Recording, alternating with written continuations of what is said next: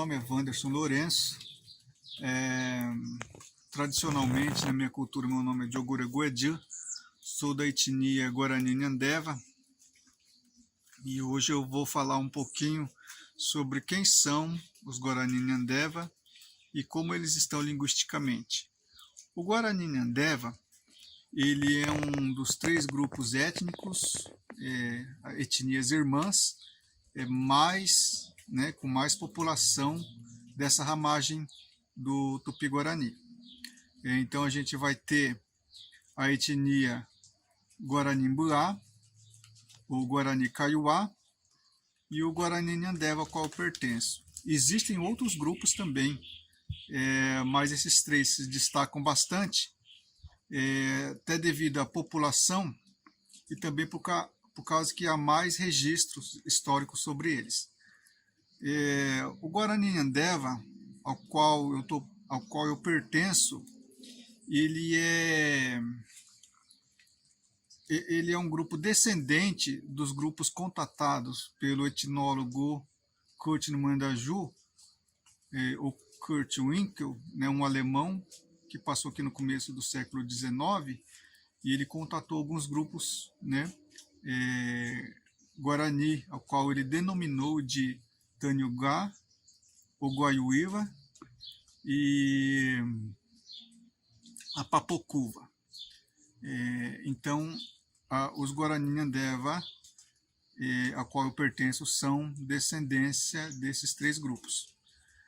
Atualmente, ao grupo que eu pertenço, essas famílias ligadas pelo laço consanguíneo, tradicional, cultural, eles estão localizados geograficamente aqui em São Paulo e também no estado do Paraná. Aqui em São Paulo a gente tem a aldeia Nimandaju, onde estou morando atualmente, o Tecoaporã, a aldeia Puaú, a aldeia Caruguá. E no Paraná temos aí a aldeia Laranjinha, a aldeia Posto Velho e Pinhalzinho.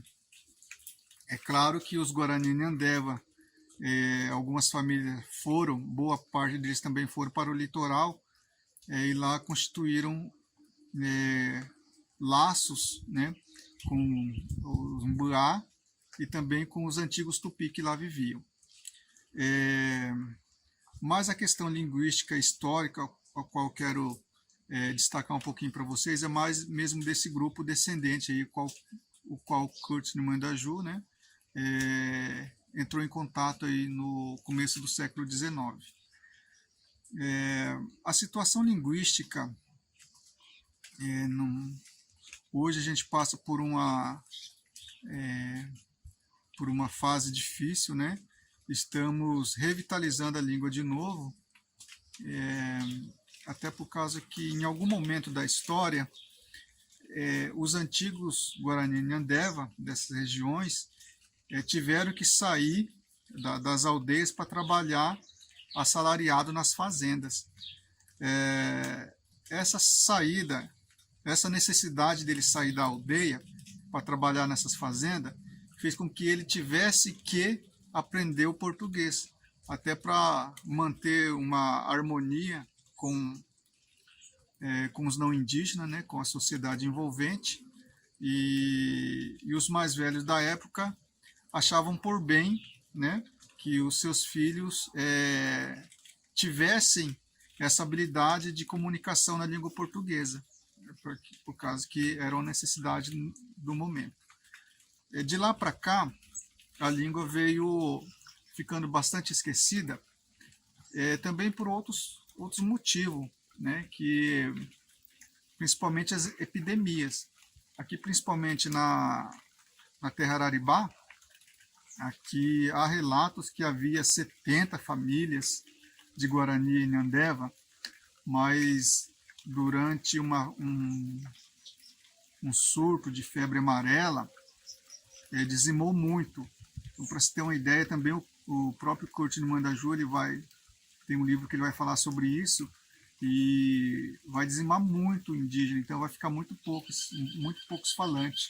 E os que sobram aqui, alguns vão para o Paraná de novo, outros vão para o litoral, e ficam muito poucas pessoas aqui, né? E a situação, independente da localidade, é essa, né? As doenças que iam, né, ceifando as vidas, né, acabando com os falantes, e os mais jovens que vinham estavam aí falando em português, por causa dessa questão que eu já destaquei para vocês. E também outra coisa são os elementos assim que o não indígena vem criando, né, e a gente vai integrando a nossa cultura. Mas quando a gente integra a nossa cultura, a gente precisa estar dando nome a esses elementos, a esses objetos, né? Um exemplo bastante claro que eu posso dar é a questão da nossa casa. Antigamente a nossa casa era feita com materiais que a gente conhecia, com técnicas que a gente sabia fazer. Então, e os utensílios, objetos, tudo aquilo que a gente precisava para o dia a dia, a gente conhecia, já era natural o nome deles, né? Por exemplo, madeira, uruá, sapé, né? Diante dessa diversidade de substantivo, a gente também tinha os verbos, as nossas expressões. Então a gente interagia com o meio que a gente vivia na língua. Hoje o nosso meio é diferente. Agora a gente mora em casa de alvenaria. E os objetos que vêm para casa de alvenaria não é da nossa cultura, óbvio, né? Que ele já vem com o nome português.